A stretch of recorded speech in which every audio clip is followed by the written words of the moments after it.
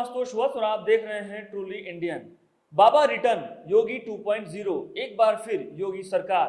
ऐसे न जाने अनगिनत कितने श्लोक आपने पिछले 3-4 महीनों में सुने होंगे। यहां तक कि देश के प्रधानमंत्री नरेंद्र मोदी जब भी यूपी में किसी चुनावी रैली में आते थे तो वो एक ही नारा बार बार लगाते थे और वो था आएंगे तो योगी ही। और आखिरकार एक बार फिर उत्तर प्रदेश में आ गए हैं योगी आदित्यनाथ।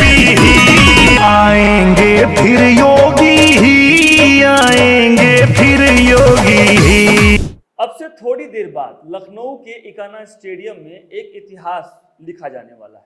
जी हाँ, भविष्य तो आपने देखा नहीं, लेकिन बीते वर्षों में कभी ऐसा हुआ नहीं कि कोई पार्टी सत्ता में रही हो, उसने 5 साल शासन किया हो, चुनाव लड़ा हो और उत्तर प्रदेश में फिर से सत्ता हासिल की हो, और वो भी खास किसी एक चेहरे पर।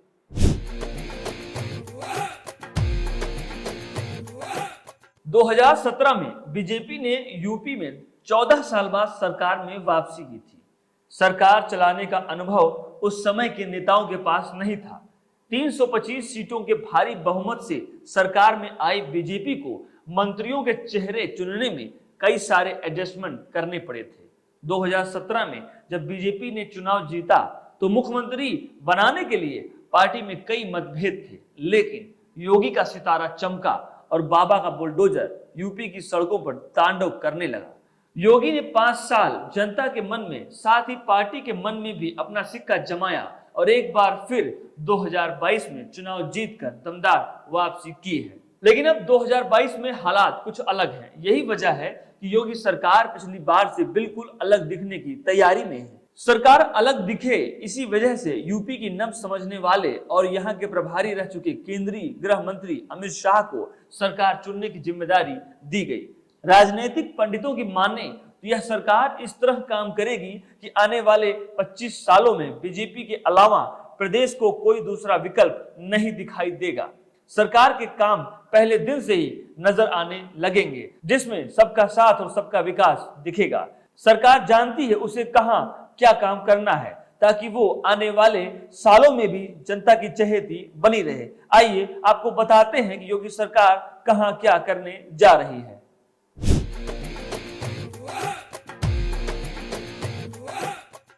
नई सरकार का फोकस महिलाओं के साथ युवाओं और रोजगारों के अवसर दिलाने पर रहेगा। योजना बन रही है कि सरकार बनते ही जल्दी ही सरकारी भर्तियां शुरू की जाएंगी। इनमें महिलाओं को वरीयता दी जाएगी। यही नहीं, सरकार बुजुर्ग महिलाओं को मुफ्त बस यात्रा कराने और कॉलेज जाने वाली छात्राओं को मुफ्त स्कूटी देने की योजना को जल्दी ही लागू करने जा रही है। करीब 2 करोड़ युवाओं को टैबलेट और स्मार्टफोन देने की योजना तैयार है। इसके अलावा रोजगार के लिए नए विकल्पों पर काम किया जाएगा। जल्दी ही सरकार के बुंदेलखंड एक्सप्रेसवे, गंगा एक्सप्रेसवे, जेवर एयरपोर्ट जैसी योजनाओं पर काम चल रहा है। ऐसी ही कुछ और योजनाओं पर काम आगे बढ़ेगा।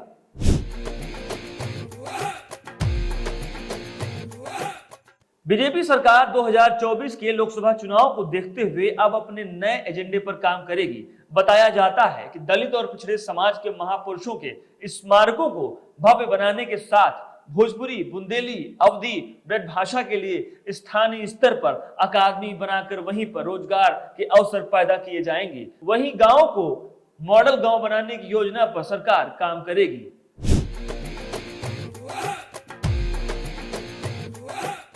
छुट्टा पशु के मुद्दे का जिक्र तो चुनाव में विपक्ष के साथ खुद प्रधानमंत्री नरेंद्र मोदी ने किया था और इस समस्या के समाधान का वादा भी किया था। इसलिए अब बीजेपी सरकार पहले दिन से ही इस पर काम करेगी। छुट्टा पशुओं की समस्या दूर करने के लिए भी सरकार नई गौशालाएं बनाने के साथ ही कुछ आर्थिक मदद भी देने की योजना पर काम करेगी।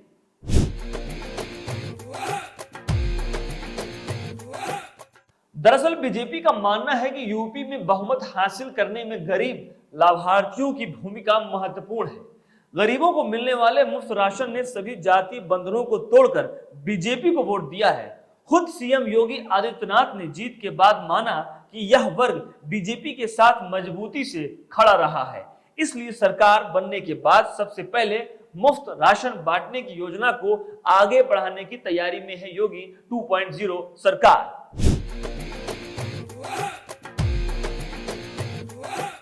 सरकार किसानों के लिए अगले 5 सालों में सिंचाई के लिए मुफ्त बिजली दिए जाने की योजना जल्दी ही लागू करेगी।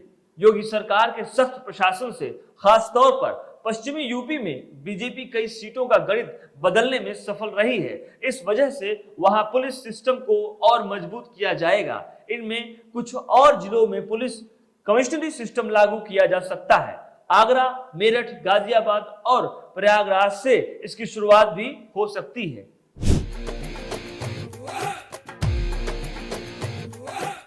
इस बार मंत्रिमंडल में जाति समीकरणों के साथ विधायकों की उच्च शिक्षा और उनके प्रोफेशनल और प्रशासनिक अनुभव पर फोकस किया जाएगा। इस बार बीजेपी गठबंधन से 32 महिलाएं जीतकर आई हैं, उन्हें भी मंत्रिमंडल में जगह मिलेगी। बीजेपी को गैर यादव पिछड़ों के अलावा दलितों और महिलाओं का वोट बहुतायत में मिला है। बीजेपी से इस बार 19 जाटो, 18 पासी, 5 खटिक विधायक जीते हैं। वहीं पिछड़े वर्ग में 27 कुर्मी, बीजेपी गठबंधन से 15 लोध, 8 जाट और 12 मौर्य, शाक्य, सैनी और कुशवाहा विधायक जीते हैं। निषाद, बिंद, कश्यप, मल्लाह जातियों से 7 विधायक बीजेपी गठबंधन से जीते हैं। बीजेपी अगड़ों और यादव पिछड़ों के साथ अब दलितों को जोड़कर आगे बढ़ना चाहती है। –